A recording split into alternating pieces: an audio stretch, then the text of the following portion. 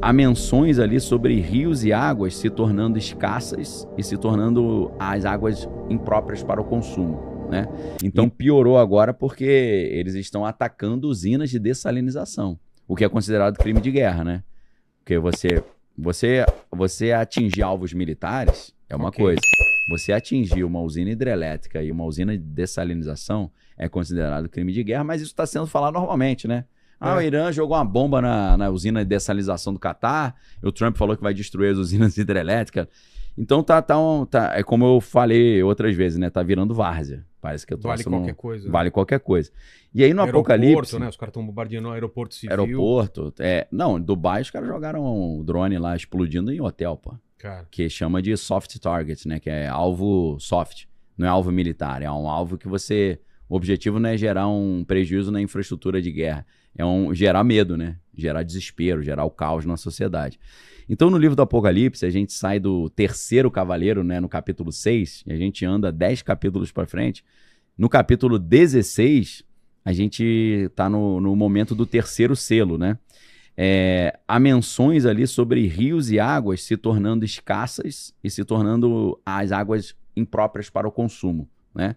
Então, existe um paralelo aí com essa ameaça de falta de água potável em massa no Oriente Médio. Porque tem outro detalhe, Vilela, que às vezes a galera não põe na equação.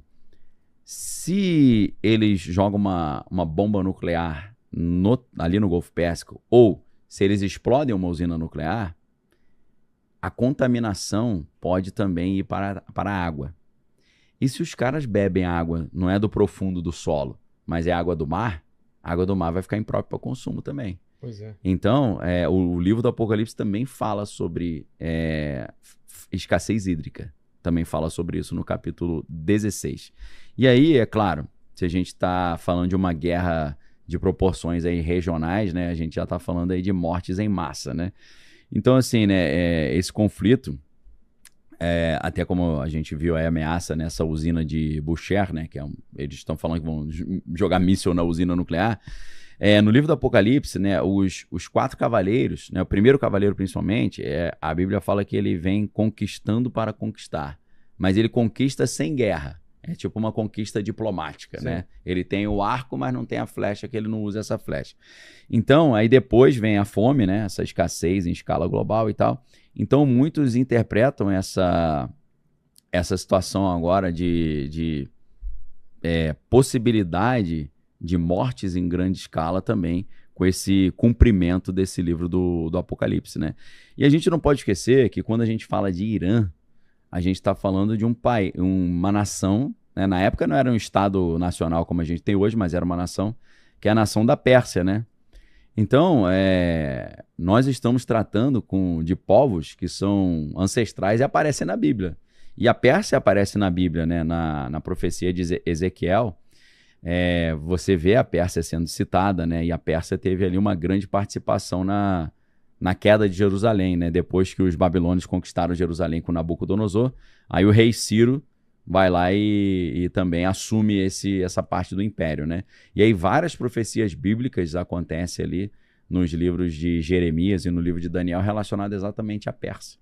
Então a Pérsia, ela é um ator fundamental também nesse cenário do Apocalipse, né? Então quando que a gente ia imaginar, né, que o Israel voltaria a ser uma nação em 1948 e que a Pérsia continuaria sendo protagonista na história global, né? Pois é, voltamos no tempo. Então tá ali no mapa, né, o Império Persa, né, tá em verde. Aí tem o Império Babilônico ali em vermelho, né, e tem o Império Neo-Babilônico. Né, você vê que o Império Babilônico assumindo o controle ali de Jerusalém, né, de Israel. Então, assim, foram os impérios, os grandes impérios, né, daquela época, né? Então, inclusive, para quem olha as profecias do livro de Daniel, da estátua de Nabucodonosor, não sei se você conseguia achar aí, Bigode, a estátua de Nabucodonosor. O rei Nabucodonosor, ele teve um sonho, ele acorda muito alarmado com esse sonho, e aí ele convoca todos os bruxos do Império Babilônico e fala, já que eu pago o salário de vocês para entender o Paranauê, eu preciso entender um pesadelo que eu tive. Aí os bruxos malandramente falaram, caro rei, diga o sonho e nós o interpretaremos. Ele falou, vocês não são bruxos? É. Se vira. Eu não vou contar o sonho, não. Vocês vão ter que descobrir o que eu sonhei e descobrir o que ele significa. Aí o líder dos feiticeiros falou, olha, em todo o império não existe ninguém que pode fazer isso. Aí Daniel falou, existe. Existe. Deixa comigo. E aí Daniel foi orar e Deus revela para ele o que o Nabucodonosor sonhou e o significado. E o Daniel começa a falar, você sonhou com uma estátua gigante. Essa estátua era muito amedrontadora, gerava medo ver aquela estátua. A cabeça era de ouro, o peito era de prata, a cintura era de bronze, as pernas eram de ferro e os pés eram de ferro misturado com barro. E aí o rei já ficou, meu Deus, caramba, foi exatamente isso que eu sonhei. Só que ele fala, calma, que agora vem a melhor parte. Qual é a interpretação disso? E aí Daniel fala, olha lá, ó, a cabeça, ele fala para o rei Nabucodonosor, é você é o Império Babilônico. O tórax de prata é o Império Medo-Persa. E aí a gente está falando, né, Medo era um povo e o Persa era outro. Persa é o Irã, tá? Então você vê que na estátua de Nabucodonosor a gente está vendo falar sobre o Irã. Aí depois tem a cintura de bronze, que é Alexandre o Grande com o Império Grego, que na verdade era o Império Macedônio. As pernas de ferro representam o Império Romano. E aí tem o mistério do pé, porque o pé é barro misturado com ferro. E aí os estudiosos do Apocalipse interpretam que é um Império Romano restaurado, né? Que ele vai ter a força do Império Romano, mas ele vai ter a fraqueza do barro, porque ele vai estabelecer uma aliança com o barro. Então, daqui, Vilela, tem tudo quanto é tipo de interpretação que você pode imaginar. Que o reino do Apocalipse, o reino do Anticristo vai ser um Império Romano restaurado, né? E a galera diz que Estados Unidos é a nova Roma, né? Você chega lá em Washington, é tudo, né, colunas romanas, né? Tem um visual romano. Mas existe uma outra interpretação louca, e aqui a gente abre uma notinha de rodapé para sair da geopolítica e partir para escatologia mais esquizofrênica, no bom sentido, que eles vão dizer que o ferro está relacionado a anjos caídos. Aí você fala assim, cara, o que tem a ver ferro com anjo caído, né? Tem gente que volta lá na mitologia grega para fazer uma comparação dos titãs com o titânio. Nossa. Entendeu? Porque eles, em algumas interpretações, eles pareciam ser feitos de ferro, que eles tinham uma pele meio cinza azulada. Sim. A gente vê um pouco isso na Índia também, né? Com os deuses que são azulados. Então, assim, o titânio, ele tá na fronteira entre o cinza e o azul. Então, os caras vão dizer o quê? Esse último império, ele é uma mistura dos titãs, desses anjos caídos, com o barro que é o ser humano. Uma aliança entre anjos caídos e os seres humanos. Vai ser esse último império. Só que aí o que acontece? A história não termina por aí. No meio daquela estátua ali, daquela visão, existe uma montanha, e numa montanha tem uma pequena pedra. E essa pedra, ela se solta da montanha, sem a ajuda da mão do homem, ou seja, não foi um homem que rompeu essa parte da pedra. A pedra vem rolando montanha abaixo e bate no pé da estátua e faz a estátua gigantesca inteira, que era super poderosa, sucumbir. Então é claro que a interpretação, né, disso é que todos esses impérios foram parte de um plano do anticristo para criar um governo global. Só que quando ele criar esse Império Romano restaurado, que é o pé da estátua, que é o barro misturado com ferro, uma pedra, que é Jesus, a Bíblia fala repetidas vezes que Jesus é a pedra, né? Pedro, no Atos dos Apóstolos, capítulo 4, versículo 11, ele fala, Jesus Cristo é a pedra, né? Que foi colocada como pedra principal de esquina. Lá no livro, na primeira epístola de Pedro, isso é muito legal, capítulo 1, versículo 4, ele vai falar que Jesus Cristo é a pedra eleita e preciosa, quem nela crê não será confundido, pedra eleita para os que creem, mas pedra de tropeço para os que tropeçam na palavra, sendo rebeldes, né? Então, assim, existe uma relação bíblica muito forte entre Cristo e a rocha fundamental. Então, é uma profecia de que Cristo retorna no final dos tempos e derruba esse grande império, né? E aí que a gente entra numa interpretação do professor Jiang, né? Conseguiu o contato com ele não, Vilela? Estamos tentando. Mandou as mensagens lá? Cadê a Fabi? Depois eu vou perguntar para ela se conseguir. Eles até me perguntaram se eu tinha... Manda também, tenta mandar também. Vou mandar. Às vezes... Dá um somebody lá, né? Eles mandando pelo X, a gente tá tentando, sim. E ele tá aceitando. Já vi ele podcast pequeno. Então, ele tá fazendo uns podcasts pequeno. Aí. Mas ele foi no Tucker Carlson agora, né? Eu não vi essa ainda, mas parece que ele falou... Vi um trecho desse. Cara, ele falou um negócio muito louco, que por um lado eu achei interessante. Ele disse que tem um grupo dessa elite global, que aí depois ele entra em detalhe, que eles acreditam que dos 8 bilhões de pessoas que existem no mundo, existem só 600 mil seres humanos e o resto é NPC. O resto é tudo... Adivinha se o Bigode é ser humano ou NPC, hein? Olha aí. Qual a chance dele ser um ser humano? Aí o meu filho lá, pai, será que o vovô é um NPC? Aí eu falei, cara, NPC pode ter filho, né? Aí eu falei, você é meio NPC então também, né? NPCzinho. Eu não sou, porque é teu avô, né? O meu. Você tá zoando teu avô, você é NPC também. Então, assim, mas existem grupos que realmente acreditam nisso. E aí, o que eles acreditam? Eles acreditam que no meio dos 8 bilhões de pessoas, eles têm que achar esses 600 mil que são seres humanos mesmo, com alma, que o NPC não tem alma, NPC é a inteligência artificial. E tem que achar quem são esses caras, levar para Jerusalém e salvar a alma desses caras. Então é tipo o Indiana Jones, só que em vez de encontrar a arca perdida, tem que encontrar os verdadeiros seres humanos no meio dos NPCs. Dá um filme, não dá não? Dá um filme muito bom. Dá um filme maneiro, cara, né? Então a ideia aí pra quem tiver à disposição. Mas o professor Jiang, cara, ele tá levantando uma tese, que é uma tese que soa bem louca, que é o seguinte: os Estados Unidos propositalmente perderão essa guerra, que eles têm um interesse de sair do Oriente Médio, e pegaria muito mal o Trump fazer igual o Biden fez quando chegou ao poder, que ele retirou as tropas do Afeganistão e foi um vexame, né? Os americanos saindo correndo, os caras vindo querendo matar todo mundo. E teve cenas de filme também extremamente lamentáveis, né? Por quê? Imaginem só, pessoal. Muitos afegãos se aliançaram com os americanos e trabalhavam para os americanos. Ali, serviços burocráticos e tal, segurança. E os americanos, de repente, falam assim, galera, vou embora. Aí o cara fala, peraí, eu traí o meu governo para trabalhar contigo, meu irmão. Se você for embora e me largar aqui, eu vou virar churrasco. Os caras vão vou virar salaminho. Aí o Estado falou, foi mal, não dá para levar todo mundo, não. Aí tem aquelas cenas do avião decolando, a galera agarrada na asa do avião, e um maluco foi sentado na asa do avião. Para. O cara foi sentado. O avião decolou com o cara sentado, né? Você imagina, eu não sei como é que terminou isso, né? Ele deve ter caído lá de cima, claro. Né? Não sei. Olha lá. É um negócio triste, cara. Aí tinha a mãe que não conseguiu ir, mandou o neném, mandando o bebê.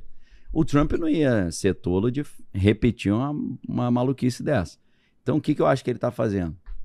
Poxa, aí, ó. O Irã destruiu todas as nossas bases, vamos ter que ir embora. Aí vai embora, entendeu?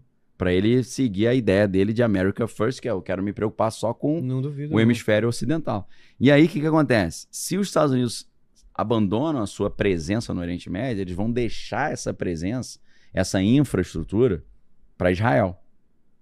Então, o professor Jiang está dizendo que no desenrolar dessa guerra no Irã, a gente vai ver a saída dos Estados Unidos, Israel assumindo as bases americanas e Israel virando a nova potência dali, criando aquilo que se chama o Grande Israel, The Greater Israel, né? Que vai do rio Nilo até o rio Eufrates. Então vai pegar do Egito até o Iraque. E aí, olha lá, olha lá, galera. Cara, foi um cara em cima da asa. Foi maluco, mostra o avião. Eu não sei como é que ele aguentou, porque ele foi um bom tempo sentado na asa, maluco. Caiu, né? É triste, né? Triste. É o desespero. Tem aquelas histórias também do cara que foi no compartimento de bagagem. De bagagem, né? Congelou, né? Entrou pelo trem de pouso. Trem de pouso. O cara chegou lá só a pedra de gelo, né? A galera não tem noção, né? Que da pressão, né? Do frio, né? A história é triste, né? Na Europa tava tendo isso, né? Os caras entravam nos caminhões ou nos navios escondidos, chegava lá só a carcaça, né? Com o maluco não tinha noção do perrengue, né? Então, isso tudo aqui é totalmente... Você olha, você imagina um cenário bíblico. Por quê? A Bíblia, ela fala sobre Israel sendo atacado por 10 nações, né? São os 10 chifres da besta do Apocalipse. Então, o que o professor Jiang está dizendo, e é uma teoria interessante, vamos ver se ela vai se cumprir ou não, é que Israel vai sair dessa guerra como uma grande potência, conquistando boa parte do território lá, E isso vai fazer com que Israel vire não apenas uma potência bélica ali no Oriente Médio, mas uma potência tecnológica. E ele está dizendo que boa parte das empresas serão transferidas para Israel. Já tem muita empresa de tecnologia que tem escritório, tem filial em Israel. E ele monta esse cenário, então, de Israel virando um novo império. Israel virando um novo império, cria-se o cenário para que as nações da região se levantem ainda mais intensamente contra eles, porque a gente está falando ali de praticamente 2 bilhões de muçulmanos que estão ali, né? É gente pra caramba. Pô. O livro do Apocalipse fala sobre multidões de pessoas vindo, caminhando no deserto para atacar Israel, né? Então, se realmente Israel sair dessa guerra assumindo o controle das bases americanas e virando uma superpotência, a gente tem mais um passo aí em direção ao cenário do livro do Apocalipse. Pode ser que realmente isso aconteça, né? Pô. Então, tá um cenáriozinho meio estranho, né? Agora, muita coisa tá em Mateus 24 também. Mateus 24, Jesus, ele entra num tipo de conversa extremamente apocalíptico. Porque tem gente que acha que os textos ou conteúdos sobre o Apocalipse estão apenas no livro da Revelação, que é o livro do Apocalipse. Mas não. Isso está tudo espalhado pela Bíblia, né? No livro de Ezequiel, Daniel, o livro de Salmos fala muita coisa, Isaías fala, Jeremias também. Mas nos evangelhos também. Né? Em Mateus 24, Jesus fala assim: e ouvireis de guerras e rumores de guerras, não vos assusteis, porque é importante que tudo isso aconteça, mas isso ainda não é o fim, porque se levantará nação contra nação e reino contra reino, né? Então muita gente já vê essa instauração desse conflito, que deixou de ser local já logo no início, né, quando o Irã decidiu bombardear todos os outros países do Golfo Pérsico, e está virando um conflito de proporção global, né? Muita gente fala, mas a França não aceitou ajudar o Trump para liberar o Estreito de Hormuz, o Reino Unido também não aceitou, a Alemanha não aceitou, já está todo mundo lá já. A França agora acabou de mandar um navio nuclear para lá, Reino Unido também mandou, então a galera tá entrando na jogada, né? Então, muitos estão vendo essa atual situação aí como parte dessas nações se levantando, né? Nações contra nações. No livro de Daniel, no capítulo 12, ele diz assim, capítulo 12, versículo 1, fala: haverá um tempo de angústia como nunca houve, desde que houve nação até aquele tempo, né? Então, muitas pessoas dizem que esse caos também está relacionado ao que Daniel fala sobre esse final dos tempos, desse último reino que é o pé da estátua, né? Que é barro misturado com ferro. Mateus 24, Jesus também vai reforçar que vai ter fome no mundo. Cara, hoje, se você acompanha o noticiário, você vai ver que a mídia mainstream, né, a mídia de grande circulação, já está falando sobre possibilidade de escassez de alimento, né, de fome global, coisa que, assim, há pouco tempo atrás seria inimaginável, né? Que você pensa, cara, com a tecnologia que a gente tem hoje, né? Com a facilidade de plantar, de usar até drone, inteligência artificial para melhorar a colheita. Até eu, cara, eu não tava no meu radar pensar em escassez de comida no mundo em 2026. Pô, exato, né? Não tava no meu script, não. Mas olha a que ponto chegamos, né? Porque o problema não é produzir a comida, é distribuir, né? Distribuir e o fertilizante que vem do petróleo.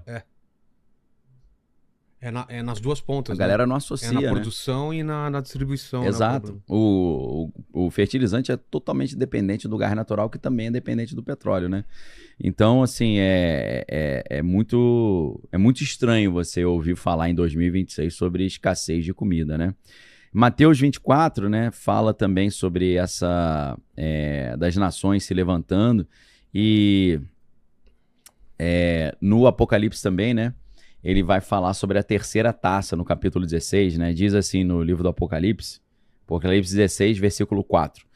E o terceiro derramou a sua taça nos rios, nas fontes das águas, e se tornaram sangue, ou seja, água ruim e imprópria para o consumo. É um negócio tão estranho, cara, que você olha no livro do Apocalipse, parece que a galera fica sem escapatória. Você fala assim, pô, o cara vai se esconder numa montanha. Aí a água das nascentes também fica imprópria. Aí o cara se esconde no meio do nada, vem uma nuvem de gafanhoto e sai comendo tudo. Parece que é aquele negócio assim, cara, você não vai ter como escapar, né? Não tem onde se esconder do caos. Parece que todo plano A, B, C que o cara faz para tentar escapar disso que a Bíblia chama da ira do Senhor, né? Não vai surtir efeito, né? E a gente fica imaginando, quem olha assim fala, isso aí é papo de profecias bíblicas, isso não tem vínculo com a realidade. Aí Peter Thiel, né? Depois a gente fala sobre ele ali. Te mandei, né, esse link aí. Cara, eu já tenho falado há muito tempo aqui do Peter Thiel dando aula, palestra sobre Apocalipse e Anticristo, né? Mas agora ele foi pra Roma. Aí você fala, meu irmão... na porta do Papa. Isso aí... Mas já fala dele, então. Então, o que é mais interessante também, Mateus 24 vai falar, no versículo 7, sobre terremotos em vários lugares. E o que é muito estranho é que a gente sabe que a própria exploração de petróleo e gás, ela provoca terremotos. Na Holanda, o governo holandês proibiu o maior campo de produção de gás natural da Europa por causa de terremotos. Porque estava gerando terremotos na região e rachando parede das casas, né? Então é muito impressionante a gente ver que os terremotos estão aumentando muito de frequência e de intensidade, de força, muitas vezes por causa da ação humana. A gente sabe que teste nuclear na Coreia do Norte, lá no subsolo, gera terremoto de 5 graus. Pô. Pois é. Os caras explodem bomba atômica no subsolo. Então isso é muito maluco, né? Você perceber que, conforme a Bíblia diz que aumentar os terremotos estão aumentando. E às vezes por causa da ação humana, né? Mas cumpre mais uma parte dessas profecias bíblicas, né? E Jesus, Jesus fala, olha, tipo assim, resumindo para uma linguagem mais clara, falei várias coisas terríveis aqui, mas isso ainda não é o Apocalipse. Nossa! Isso são apenas dores de parto. Isso é só a prévia. Aí você fala, caraca, pô, isso é só a prévia. Então, assim, a gente já... É bom falar porque muita gente fala sobre essas tais dores de parto, o que significa, né? Na mulher, quando começa a aumentar aquela contração e você sabe que tá pronta para dar luz, mas ainda não é. E a luz seria a guerra, né? Seria o apocalipse. Não, na verdade, eu acho que alguns associam com o retorno de Cristo, que é o Filho, né? Que é o Filho de Deus. Seria o parto e essas dores do parto seria tudo que vem antes. Que vai tá próximo. Que tá preparando o mundo para o retorno de Jesus, né? Entendi. É tipo assim, antes da mulher dar a luz e ter aquela alegria de ver o filho, ela sofre pra caramba. Então aquele sofrimento, em vez de ser a calmaria antes da tempestade, é a tempestade antes da calmaria, pois né? Seria como se fosse isso. Eu creio, né? Uma das interpretações. Mas o Mateus 24, ele vai falar exatamente isso, Mateus 24, 8. Mas essas coisas são apenas o princípio das dores, né? As guerras e fomes, né? São só as contrações iniciais. Então, eu creio que 2026, com todos esses eventos que a gente está vendo, a gente ainda não está vendo o apocalipse. A gente está vendo uma intensificação dessas dores de parto. Não é ainda exatamente o apocalipse, porque, como a gente estava falando no início, a gente precisa do anticristo assinando esse acordo de paz e a gente precisa ter a reconstrução do templo.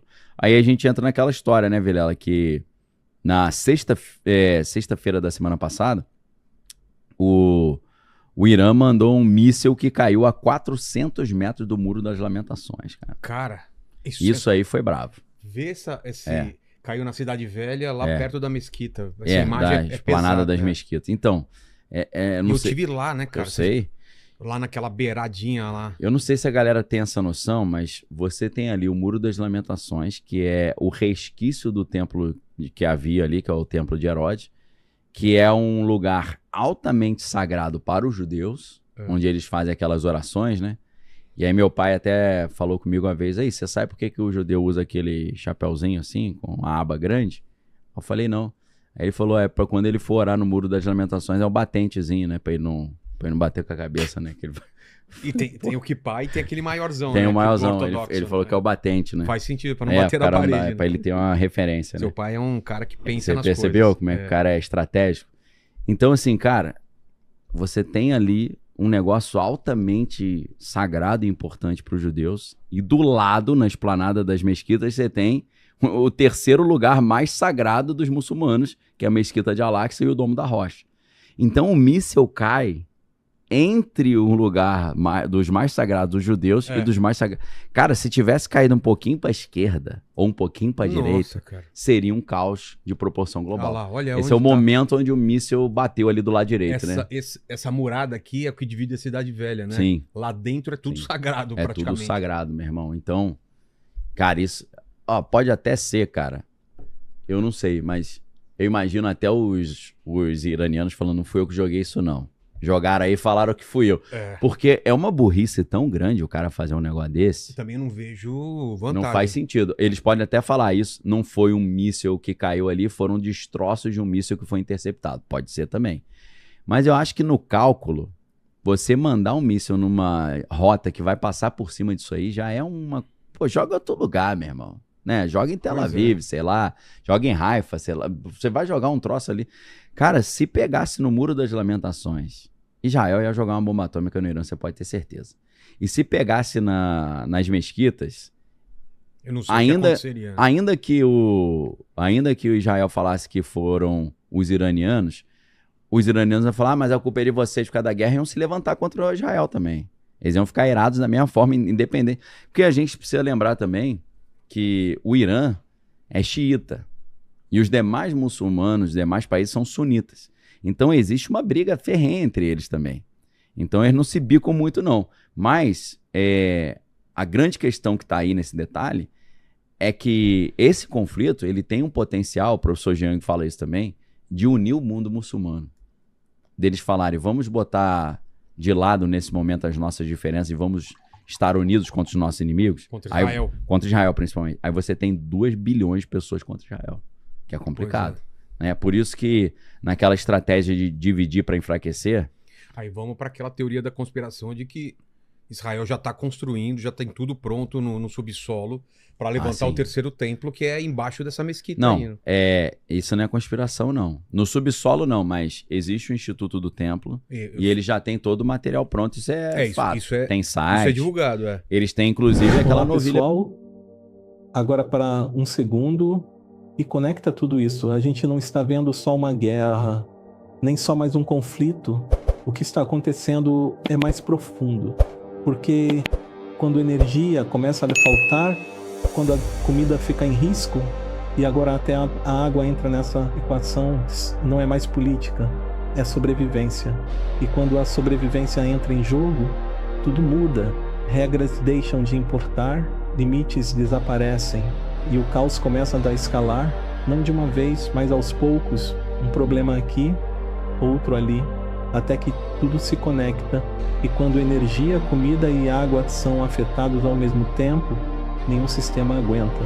E talvez o mais preocupante é que isso não parece um acidente, parece uma sequência, um efeito dominó. E se isso continuar, a próxima grande guerra pode não ser por território, nem por poder, mas por algo muito mais simples, a sobrevivência. E no final, quando isso chegar de verdade, a única pergunta é: até onde você iria para continuar vivo?